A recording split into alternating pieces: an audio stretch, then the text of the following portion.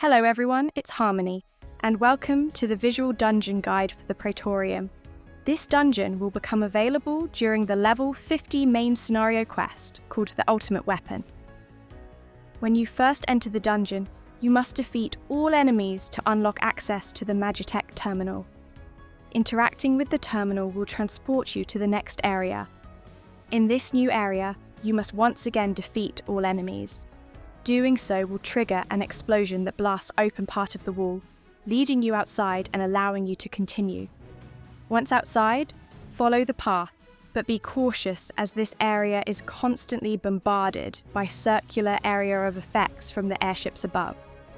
At the end of the path, and only after defeating all enemies, another explosion will open a section of the wall, leading you back inside to a Magitek transporter.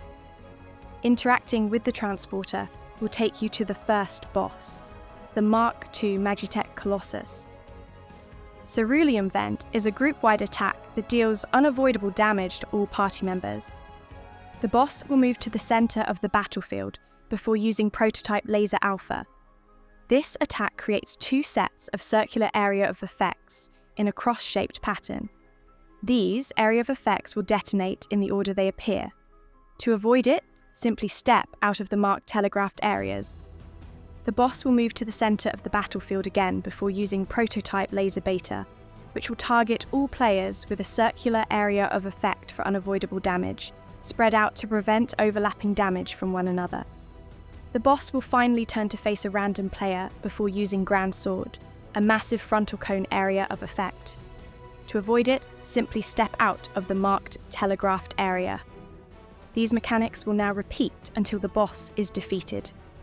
Once you've won the battle, be sure to interact with the newly accessible Magitek terminal to proceed deeper into the dungeon. When you enter the next area through the terminal, make sure to interact with the Magitek armor. This allows you to pilot it and temporarily unleash powerful attacks that deal a fixed amount of heavy damage, making quick work of the enemies ahead. The second boss is Nero Scaeva. The boss begins the battle by placing a ring of lightning ether around the outer edge of the arena. Touching this ether will inflict a powerful damage over time debuff for a short time.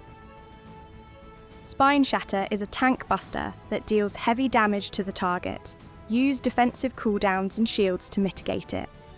Augmented Shatter will target one random player with a stack marker. The party will need to stand together to share the incoming damage. The boss will now begin turning to face a random player before using Iron Uprising, a frontal cone area of effect that will knock back anyone it hits. To avoid this, simply step out of the marked telegraphed area. The boss will jump to the centre of the battlefield before casting Augmented Suffering. This ability knocks back all players, so to avoid being pushed into the ether ring, moving close to the boss as quickly as possible. Wheel of Suffering is a circular area of effect centered on the boss. To avoid this, simply step out of the marked telegraphed area.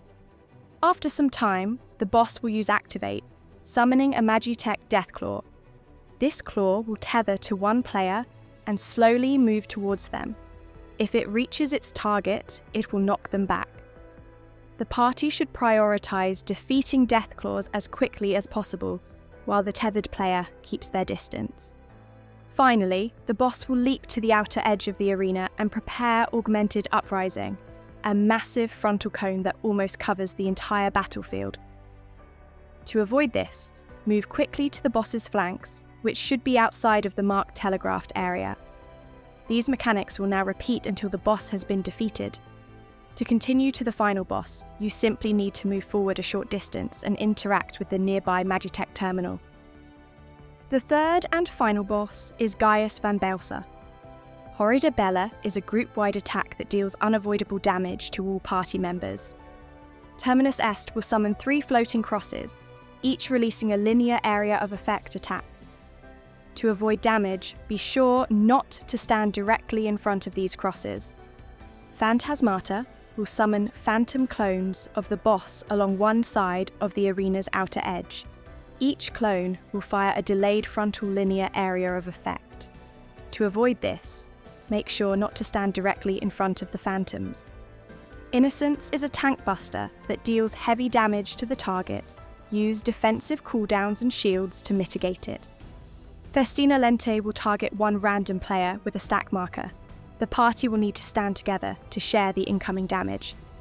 Ductus will create 3 circular area of effects that will each travel across the entire length of the battlefield, detonating in the order they appear.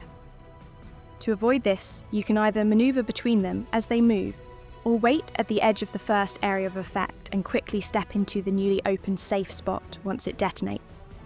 Hand of the Empire will target all players with a circular area of effect for unavoidable damage, spread out to prevent overlapping damage from one another.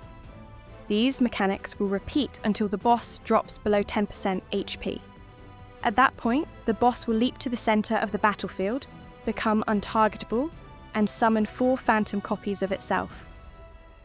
These phantoms will occasionally cast Hairsbane, dealing moderate damage to a random party member. Prioritise defeating all 4 phantoms as quickly as possible. While you are engaged with them, the boss will continue performing its Ductus, Phantasmata and Hand of the Empire attacks. The boss will finally unleash Veni Vidi Vici. If all 4 phantoms haven't been destroyed before the blade energy gauge has reached 100%, this attack will instantly wipe the party. Once it resolves, the boss can be quickly finished off with just a few more attacks. Thank you for watching. If you found this guide helpful, please like, subscribe, turn on notifications, and, most importantly, take care of yourself and each other.